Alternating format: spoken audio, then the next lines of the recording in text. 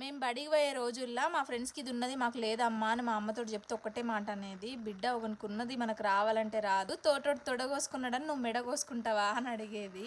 అప్పుడు నాకు నవ్వొచ్చేది కానీ ఇప్పుడైతే నిజమే అనిపిస్తుంది. గున్ను స్కూల్కి వెళ్తుంది కదా, స్కూల్లో ప్రతిరోజు ఎవరిదో ఒకరిది బర్త్డే అవుతుందంట.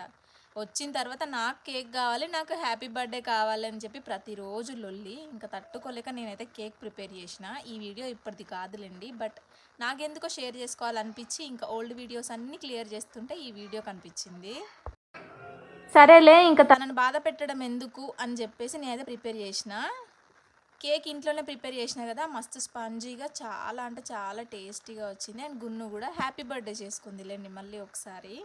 ఏదేమన్నా సరే 90s కిడ్స్ విన్నట్టు ఇప్పటి పిల్లలు వినాలంటే చాలా కష్టం అబ్బా. ఇంకా మా గున్నుకు కూడా సర్ది చెప్పి చెప్పి ఇంకా తను ఊకుంటలేదని చెప్పి నేనే ఇంట్లో ప్రిపేర్ చేసిన. కేక్ అయితే మంచిగానే వచ్చింది. ఇంకా నెక్స్ట్ టైం కూడా ట్రై చేయొచ్చు అనిపించింది. ఇట్లాంటి ఇంకొన్ని కేక్ వీడియోస్ మీకైతే చేసి పెట్టాలా, ఐ మీన్ షేర్ చేసుకోవాలా, కామెంట్స్లో చెప్పండి. అండ్ మా గున్ను అయితే మొత్తానికి ఇట్లా సింపుల్గా హ్యాపీ బర్త్డే చేసేసుకుంది. బట్ కేక్ మాత్రం తినలేదు. తనకి స్వీట్స్ అంటేనే నచ్చవు, కేక్ ఏం తింటుంది, ఏదో తన ఆనందం కోసం అట్లా కోసింది అంతే. కోసరు అడిగే పనిలా అసలు మర్చిపోయినట్టు అయిపోయింది. మా వాడకట్టుకు ఎవ్వల బర్త్డే అయినా సరే నాతోనే కేక్ కట్ చేపియాలి అని అంటుంది మా గున్ను. ఇంకా ఎవరి బర్త్డే అయినా సరే తనతో ఫస్ట్ కేక్ కట్ చేపియాలంట మేము ఇంట్లో, ఆ తర్వాతనే ఆమె వాళ్ళ బర్త్డేకి వెళ్తుందంట.